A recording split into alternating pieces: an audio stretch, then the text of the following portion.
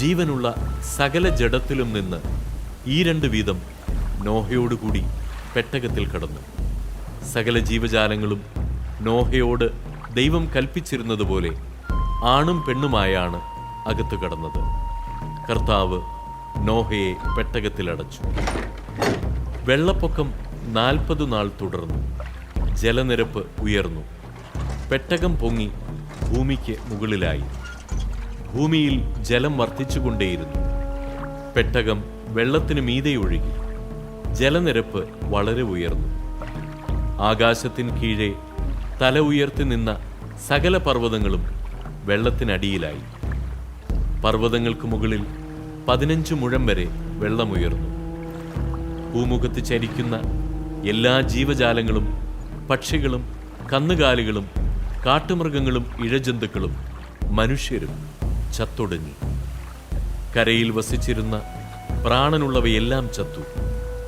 ഭൂമുഖത്തു നിന്ന് ജീവനുള്ളവയെല്ലാം, മനുഷ്യനെയും മൃഗങ്ങളെയും ഇഴജന്തുക്കളെയും ആകാശത്തിലെ പക്ഷികളെയും അവിടുന്ന് തുടച്ചു മാറ്റി.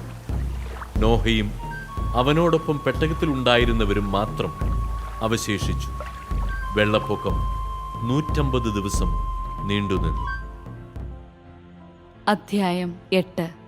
നോഹയെയും പെട്ടകത്തിലുണ്ടായിരുന്ന എല്ലാ ജീവജാലങ്ങളെയും കന്നുകാലികളെയും ദൈവം ഓർത്തു. അവിടുന്ന് ഭൂമിയിൽ കാറ്റുവീശി. വെള്ളം ഇറങ്ങി. അഗാധങ്ങളിലെ ഉറവകൾ നിലച്ചു. ആകാശത്തിന്റെ ജാലകങ്ങൾ അടഞ്ഞു. മഴ നിലയ്ക്കുകയും ചെയ്തു. ജലം പിൻവാങ്ങിക്കൊണ്ടിരുന്നു. 150 ദിവസം കഴിഞ്ഞപ്പോൾ വെള്ളം വളരെ കുറഞ്ഞു. 7-ാം മാസം 17-ാം ദിവസം പെട്ടകം അറാറാത്ത് പർവ്വതത്തിൽ ഉറച്ചു. 10 മാസത്തേക്ക് വെള്ളം കുറഞ്ഞുകൊണ്ടേയിരുന്നു. 10-ാം മാസം 1-ാം ദിവസം പർവ്വത ശിഖരങ്ങൾ കാണാറായി. 40 ദിവസം കഴിഞ്ഞപ്പോൾ നോഹ പെട്ടകത്തിൽ താൻ ഉണ്ടാക്കിയിരുന്ന കിളിവാതിൽ തുറന്ന് ഒരു മലങ്കാക്കയെ പുറത്തുവിട്ടു.